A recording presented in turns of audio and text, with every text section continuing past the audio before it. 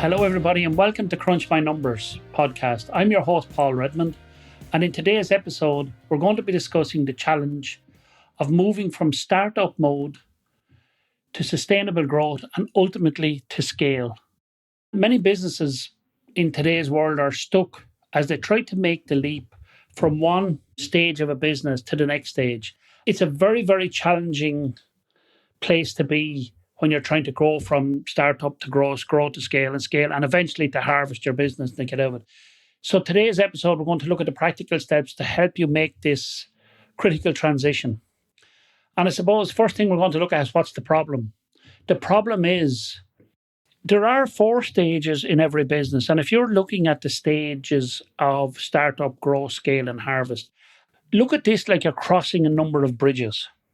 So as you cross the bridge to get the business to start up, so you've made this incredible decision that you're going to go out on your own and set up your own business. I absolutely love people who take that journey. And they're the people I spend most of my life with around business people. But as you take that journey, the excitement grows and the excitement builds, and you have this decision and you get your business up and running, and then you have your business started. And then a lot of people, when they start up their business, they look at the startup as if you're the widget maker, we call it the famous widget maker, and you're brilliant at making widgets, and then you go in and you start it up and you do that, and you're really, really good technician within your business.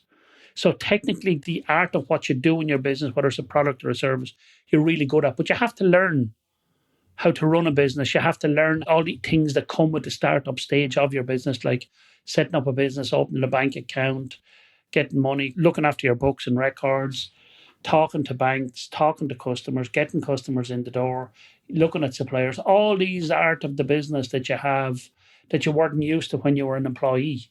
Now this job of becoming a business owner suddenly is not as easy as it seemed when you're looking from the outside in.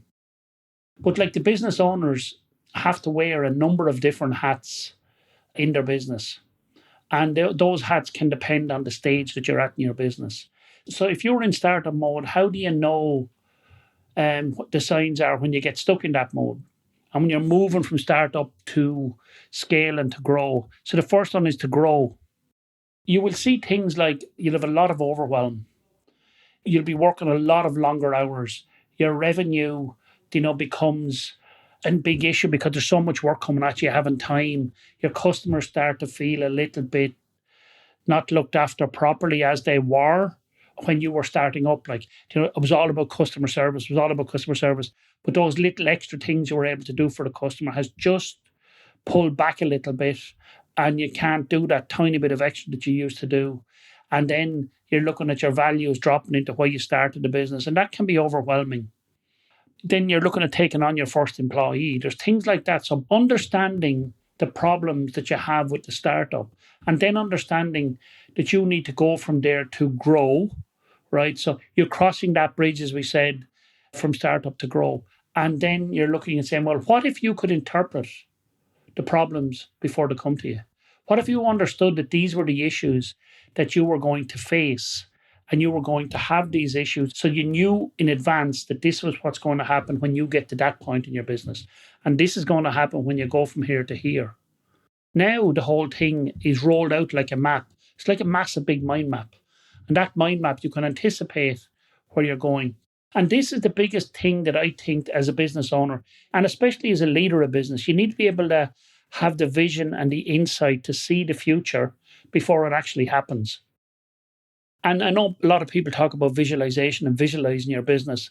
I'm a big believer in that myself, but also the ability to have that vision and see the problems before they arise. This is where you will become a huge amount less stressed, because it's a normal process of a business. So if you understand that there's a point in time when you're going to take on employees, and then there's a point in time when you're going to have to take on more employees. If somebody is able to guide you, if you have a mentor being able to guide you on that journey, that makes the journey completely different. So that problem of, having to wear every hat in the business at each stage means that now you don't have to wear every hat. You can be really good at what you're really good at doing, which should be growing your business and making sure your people that work for you are being looked after, and also your clients and customers are being looked after. So we know what the problem is. Now, but what's the model for building a foundation for scale? So, what model should we be putting into our business? And what's the foundation we get so we can have that point where we're hitting and getting ready to go from startup, growth, scale? And then we'll talk about harvest at another time, but that's always in evidence in every part of your business. I suppose the benefit of having a model, it doesn't rely on the business owners or the founders' daily input.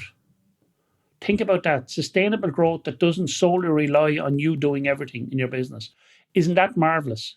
You have a team of people that will take proper responsibility for their particular area in the business so you don't have to do that.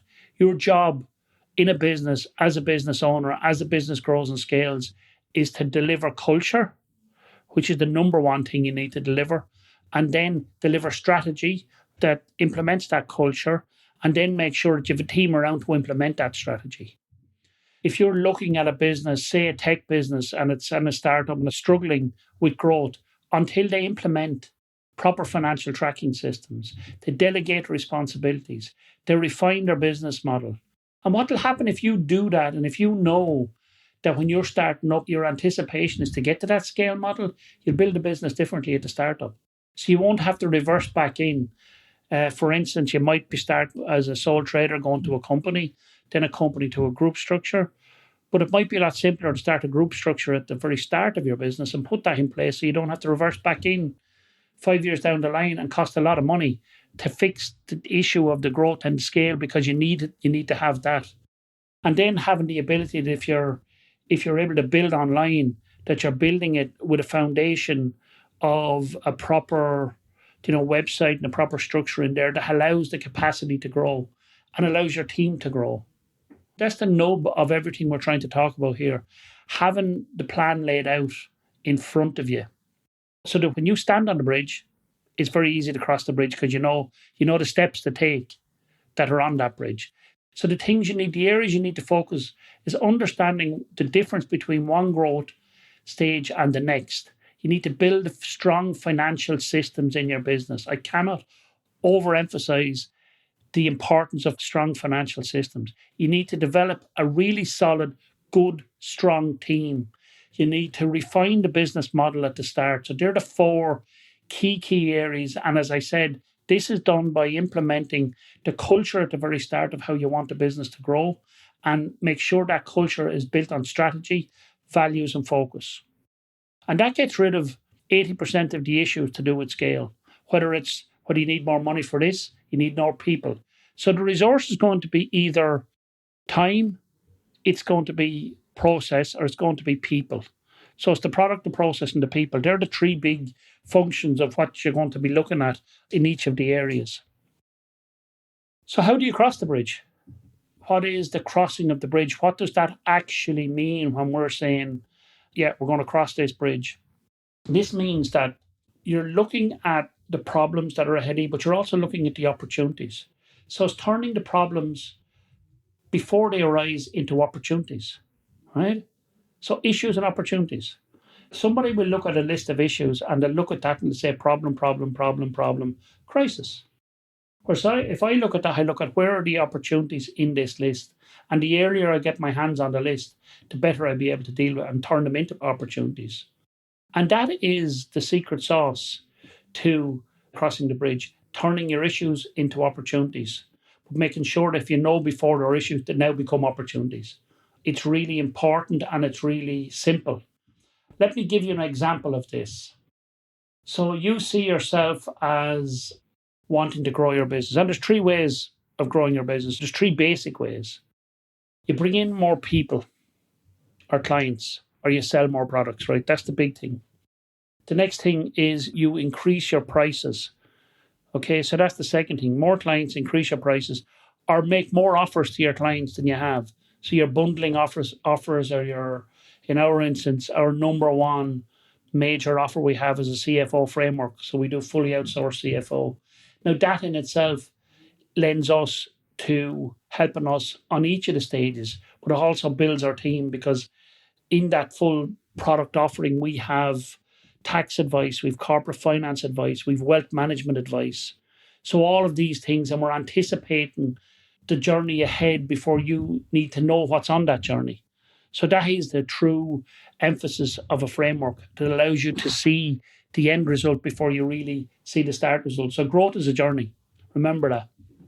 I suppose this is a relatively short podcast, but I wanted you to understand how the 4 stages of a business can be solved really simple by turning the issues, by making them opportunities before they become issues.